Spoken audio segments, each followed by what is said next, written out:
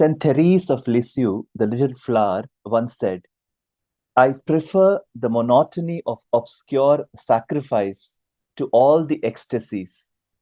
To pick up a pin for love can convert a soul. Think about it. To pick up a pin for love can convert a soul. What a remarkable thought.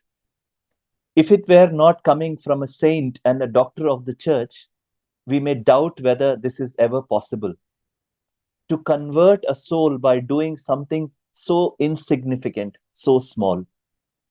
But then this was the genius of Therese. She discovered the very heart of God and abandoned herself in an unadulterated trust into that divine heart. In the spiritual realm, great love and great trust are always a winning combination. I once heard of a cardinal who was going through a crisis of faith and struggled much to reconcile this crisis with his calling and his duties. For months on end, he suffered with no respite. Then one night, tossing and turning in his bed, struggling to find sleep, and finally, when he got some, he had a dream. In that dream, he sees a little sister praying. And when the cardinal woke from his sleep, just like frost on the window's pane, the crisis of faith had vanished. He knew he had received a singular grace. He thanked the good Lord, and not many days after that, he went to celebrate Mass at a cloister convent. While distributing communion, he noticed something. After the Eucharist, the cardinal called for the Mother Superior and told her that he wanted to meet with one particular nun whom he had noticed at Mass. The worried Mother Superior immediately scurried to call that nun. The young nun who was called for came panting and trembling into the parlor. Seeing her agitation, the cardinal pacified her, made her sit, and asked her very gently, Sister, do you ever pray for cardinals? The young nun sheepishly replied, Not as much as I should, Your Eminence. You see, Your Eminence, I have the responsibility of folding clothes in the convent. And while I do that, I pray for the cardinals. This cardinal got up from his chair. He held the hands of that little sister. With tears welling up in his eyes, he said, Thank you, sister. Thank you. She was the same nun he had seen in the dream. I have often thought about this incident. How even our smallest intentions and acts are noticed by heaven.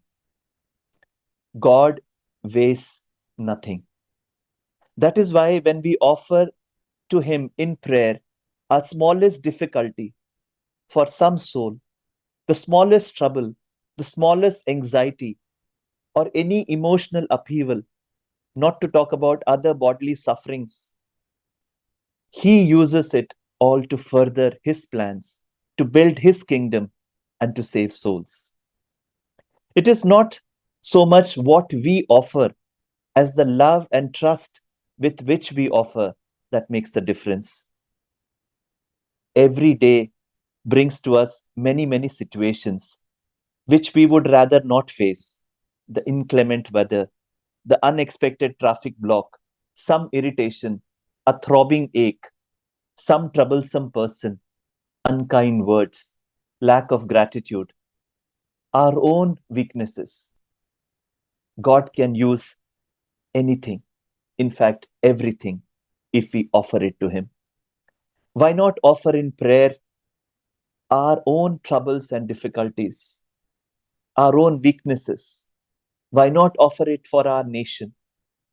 One small boy once offered his 5 loaves to Him, and that was just enough to feed 5,000 with some leftover for another day.